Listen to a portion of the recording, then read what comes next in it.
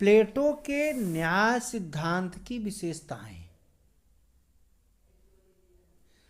प्लेटो की न्याय संबंधी अवधारणा की प्रमुख विशेषताएं निम्नलिखित हैं। नंबर 1, प्लेटो का न्याय बाह्य जगत की वस्तु न होकर आंतरिक स्थिति है। वह किसी बाह्य शक्ति द्वारा किसी पर आरोपित नहीं किया जाता। वह व्यक्ति की आत्मा का प्रतिध्वनि है, जिसे आत्मा का एक विशेष समन्वयात्मक गुण कहा जा सकता है। नंबर 2, न्याय अहस्तक्षेप के सिद्धांत से संयुक्त है।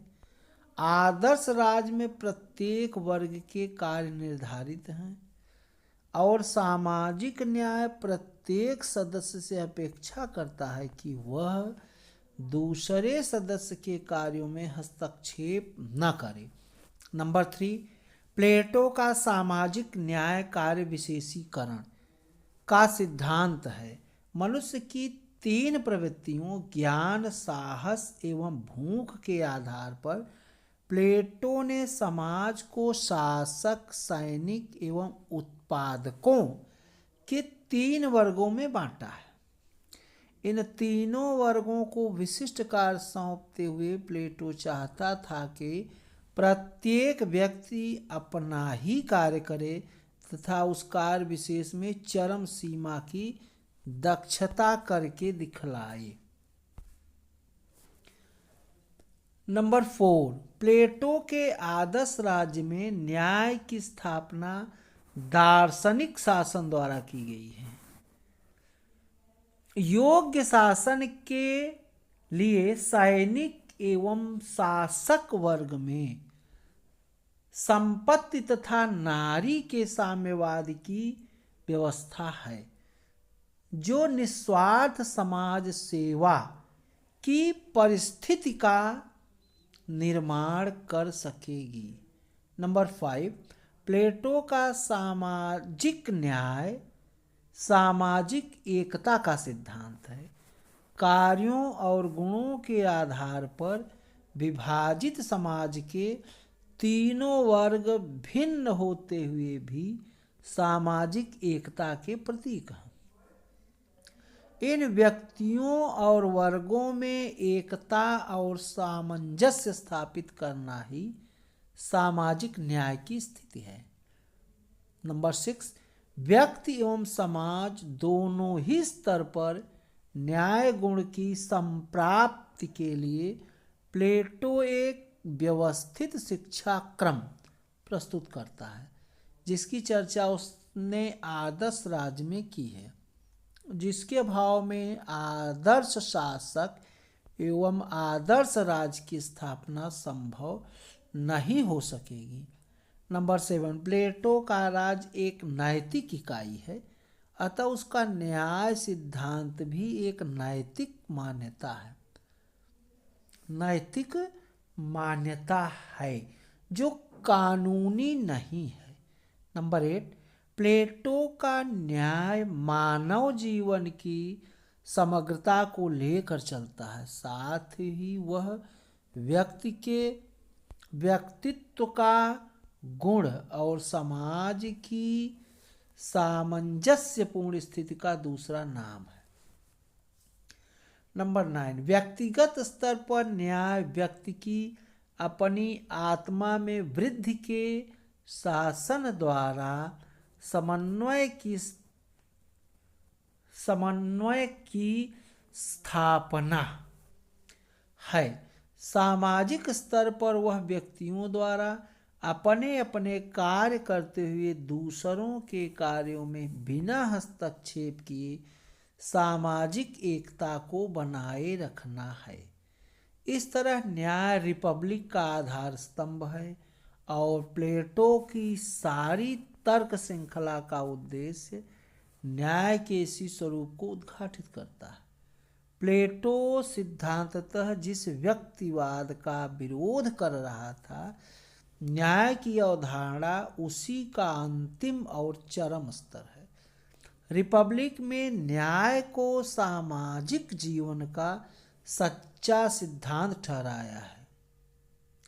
इसीलिए रिपब्लिक को न्याय मीमांसा का ग्रंथ भी कहा जाता है। प्लेटो के न्याय सिद्धांत की आलोचना। प्लेटो के न्याय सिद्धांत की बौद्धिक एवं व्यवहारिक दृष्टि से निम्नलिखित आलोचनाएं की गई है। बारकर के अनुसार इसका सबसे बड़ा दोष यह है कि प्लेटो का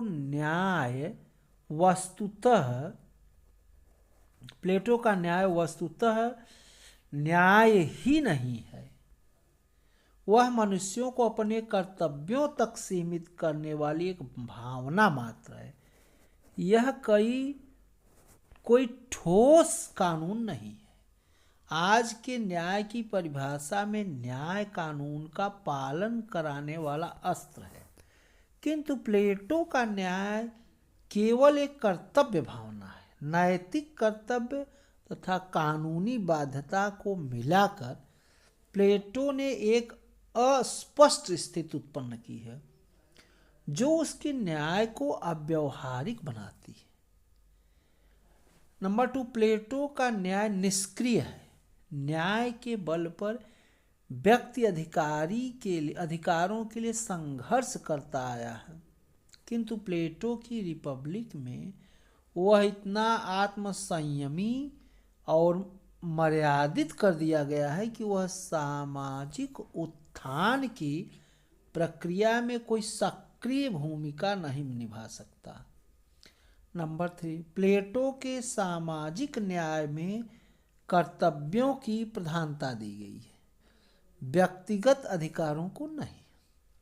फलतः उसके न्याय सिद्धांत में व्यक्ति का केवल पाक्षिक स्वरूप ही स्पष्ट हो पाया है। न्याय की प्राप्ति के लिए राज्य में व्यक्ति का विलीनीकरण हो गया है, जो उसके विकास के लिए हानिप्रद है। सच्चे न्याय की प्रधान अवधारणा में कर्तव्य और अधिकार दोनों का समावेश होना चाहिए, जिसका प्लेटो उपेक्षा करता है।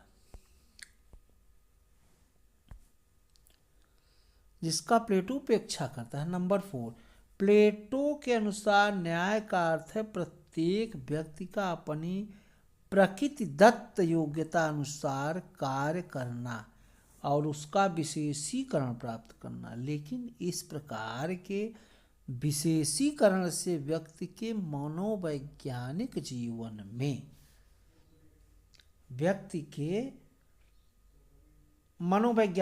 में बाधा उत्पन्न हो जाएगी और उसका सर्वांगीण विकास संभव नहीं हो सकेगा।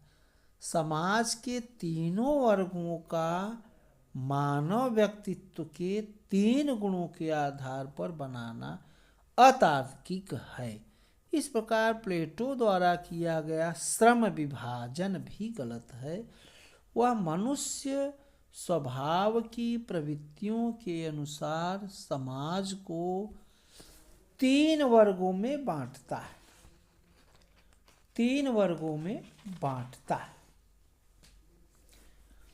प्रवृत्तियों के आधार पर वह वर्ग विभाजन संभव नहीं हो सकता।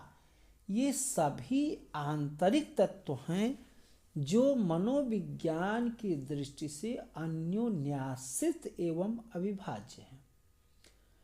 प्रोफेसर सेबाइन का आरोप है कि प्लेटो की न्याय कल्पना जड़, आत्मपरक, निष्क्रिय, अनैतिक, अव्यावहारिक एवं अविश्वसनीय है।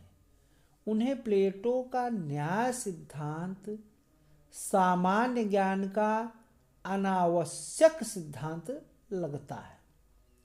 सामाजिक न्याय का यह सिद्धांत स्थायित्व की ओर झुका हुआ है, जो व्यक्ति को उसके स्वभाव के साथ बांधकर पारस्परिक संघर्ष मिटाने के स्थान पर अपनी न्याय व्यवस्था से वर्ग संघर्ष की स्थिति पैदा करता है। नंबर 6, प्लेटो की रिपब्लिक में कार्य विशेषीकरण एवं वर्ग विभाजन की न्यायिक स्थिति जाति एवं वर्ण व्यवस्था का रूप धारण कर लेती है, जो राज्य में एकता के स्थान पर विषमता उत्पन्न करती है। एक ओर तो वह कहता है कि समाज का कोई भी वर्ग किसी दूसरे वर्ग के कार्यों में हस्तक्षेप नहीं करेगा, किंतु दूसरी ओर उसने अपने शासक वर्ग को राज्य पर निरंकुश शासन करने का संपूर्ण अधिकार दिया है, जो दूसरे वर्गों के कार्य में घोर हस्तक्षेप कहा जा सकता है। शासन को सुचारू रूप से चलाने के लिए यदि शासक वर्ग उत्पादक वर्ग के कार्यों में हस्तक्षेप करता है तो यह न्याय के सिद्धांत के विरुद्ध होगा, किंतु यह ऐसा नहीं करता है तो आदर्श राज्य में शासन व्यवस्था सुचारू रूप से नहीं चल सकेगी। आज यहीं पर लेक्चर को समाप्त करता हूँ। जय हिंद, जय भारत। यह lecture TGT, PGT, BA political science, MA political science, IAS, PCS तमाम प्रतियोगी परीक्षाओं के लिए बहुत ही महत्वपूर्ण है। आप लोग वीडियो को शेयर एवं लाइक अवश्य करें। धन्यवाद।